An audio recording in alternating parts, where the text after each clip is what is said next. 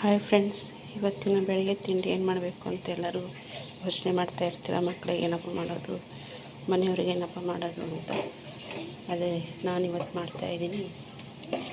ಉಳಿದಿರುವ ದೋಸೆ ಹಿಟ್ಟಿಗೆ ಸ್ವಲ್ಪ ಗೋಧಿ ಹಿಟ್ಟು, ರವೆ ಹಾಕಿ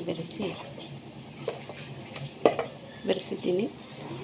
ಆಮೇಲೆ ಇದಕ್ಕೆ ಒಂದು ಈರುಳ್ಳಿ, ಒಂದು ಕ್ಯಾರೆಟು, ಸ್ವಲ್ಪ ಹಸಿಮೆಣಸಿನ್ಕಾಯಿ ಹೆಚ್ಚಿತ್ತು, ಆಮೇಲೆ ಕೊತ್ತಂಬರಿ ಸೊಪ್ಪು ಹೆಚ್ಚಿರೋದು ಹಾಕಿ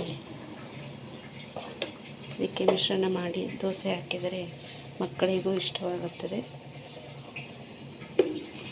ಮನೆಯವರಿಗೆಲ್ಲ ಇಷ್ಟ ಆಗುತ್ತದೆ. ಫ್ರೆಂಡ್ಸ್, ನೀವು ಟ್ರೈ ಮಾಡಿ ನೋಡಿ.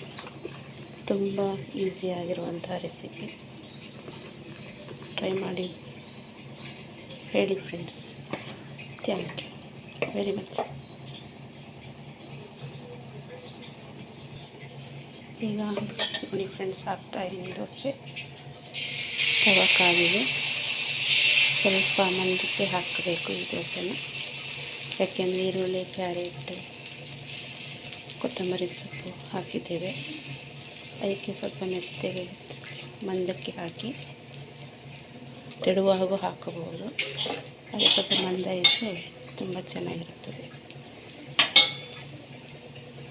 ಸ್ವಲ್ಪ ಎಣ್ಣೆ ಹಾಕಿದ್ದೇನೆ.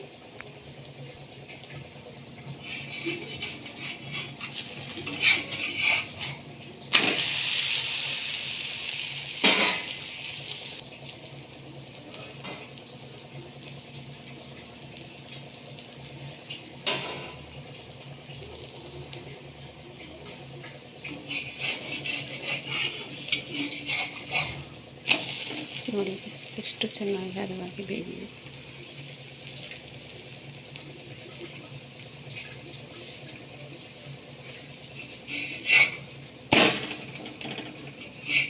ಇದಕ್ಕೆ ಕಾಯಿ ಚಟ್ನಿ ತುಂಬ ಟೇಸ್ಟಿಯಾಗಿರ್ತದೆ.